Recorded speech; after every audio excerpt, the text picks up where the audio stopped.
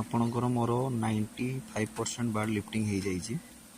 ଦେନ୍ bird lifting ହେଲା ପରେ ଏବେ ମୋର ଡ୍ରିଙ୍କର ସବୁ ଖୋଲା ଚାଲିଛି, ଡ୍ରିଙ୍କର ଫିଡ଼ର। ଦେନ୍ ମୋ ପାଖରେ ଆଉ 331 ପିସ୍ କୁକୁଡ଼ା ଅଛି, ଯେଉଁଟା ଆଜି ଇଭିନିଂରେ ଉଠିଯିବ, ଲୋକାଲ୍ ଗାଡ଼ି ଆସିକି ନେବେ।